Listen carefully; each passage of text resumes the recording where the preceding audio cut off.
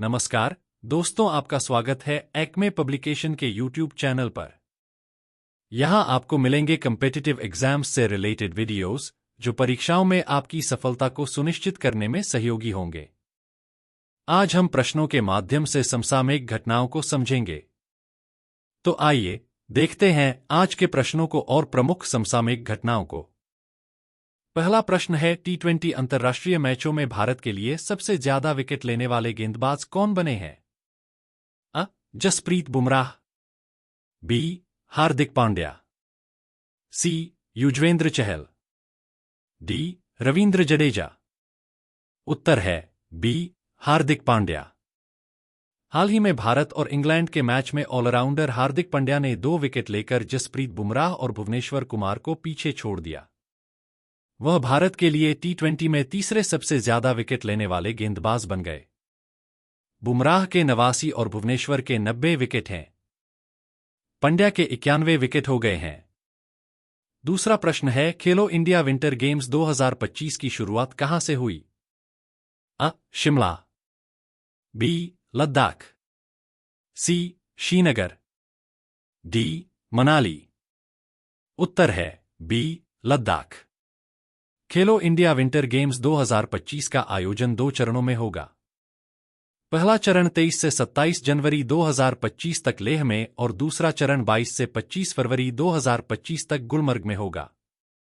पहले चरण में आइस हॉकी और आइस स्केटिंग जैसे खेल शामिल हैं, जबकि दूसरे चरण में स्कीइंग जैसे अन्य बर्फ के खेल आयोजित किए जाएंगे। इन खेलों में 594 प्रतिभागी हिस्सा लेंगे। तीसरा प्रश्न है, किस देश ने 23 जनवरी 2025 से समलैंगिक विवाह को कानूनी मान्यता दी है? अ. भारत, बी. थाईलैंड, सी. चीन, डी. जापान। उत्तर है बी. थाईलैंड। थाईलैंड ने 23 जनवरी 2025 से समलैंगिक विवाह को कानूनी मान्यता दी है।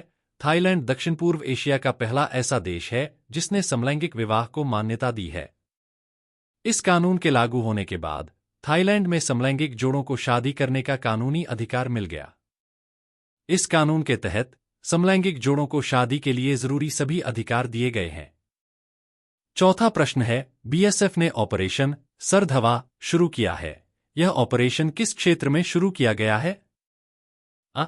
भारत नेपाल सीमा, बी. भारत पाकिस्तान सीमा, सी. भारत चीन सीमा, डी. भारत बांग्लादेश सीमा। उत्तर है बी. भारत पाकिस्तान सीमा। बीएसएफ ने ऑपरेशन सर्द हवा शुरू किया है, जो 22 जनवरी से 29 जनवरी के बीच गणतंत्र दिवस की सुरक्षा को मजबूत करने के लिए राजस्थान में भारत पाकिस्तान सीमा पर लागू किया गया है। इस ऑपरेशन के तहत जवान कड़ी ठंड और घने कोहरे में 24 घंटे गश्त करेंगे। पांचवा प्रश्न है, विश्व जंपिंग चैलेंज में रजत पदक किसने जीता है? अ. जय सबरवाल, बी. रवि कुमार, सी. अनिल शर्मा, डी. विक्रम सिंह। उत्तर है अ. जय सबरवाल। भारत के युवा घुड़सवार जय सिंह सबरवाल ने विश्व जंपिंग चैलेंज की बी कैटेगरी में रजत पदक हासिल किया है।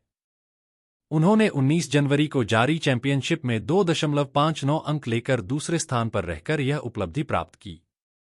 छठवां प्रश्न है, फीडे रैंकिंग में किस भारतीय शतरंज खिलाड़ी ने चौथा स्थान हासिल किया है? अ. विश्वनाथन आनंद, बी. अर्जुन एरिगैसी, सी. डी. गुकेश, डी. प्रज्ञानंद। उत्तर है सी. डी. गुकेश। डी. गुकेश के फीडे फाइड रैंकिंग में 2784 रेटिंग पॉइंट्स हो गए हैं। D. Gukesh FIDE international chess federation की ताजा रैंकिंग में चौथे स्थान पर आ गए हैं। वे अब भारत के सबसे ऊंची रैंक के खिलाड़ी बन गए हैं। सातवां प्रश्न है, सुभाष चंद्र बोस आपदा प्रबंधन पुरस्कार 2025 किस संस्था को मिला है? अ. भारतीय मौसम विज्ञान विभाग, बी.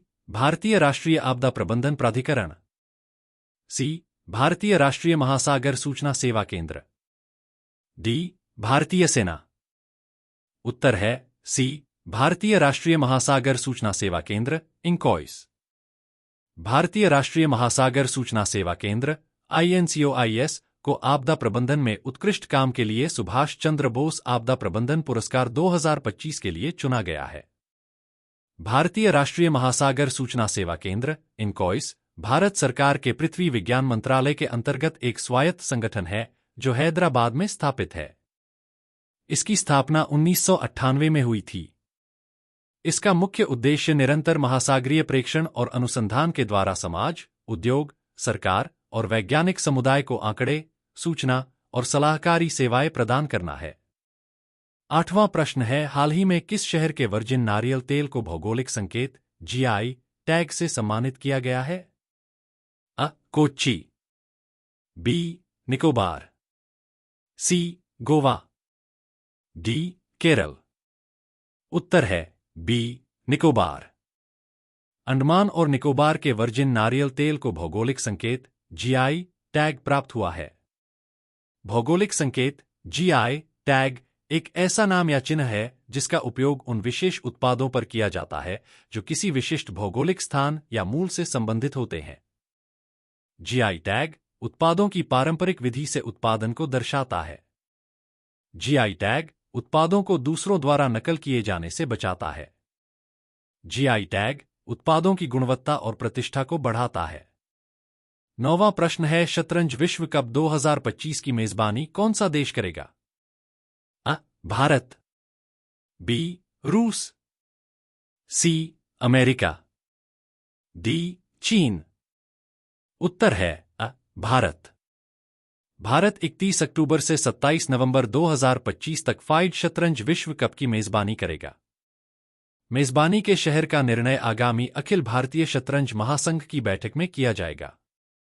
यह आयोजन 2022 में चेन्नई शतरंज ओलंपियाड के बाद भारत में होने वाला सबसे प्रमुख अंतर्राष्ट्रीय शतरंज टूर्नामेंट होगा।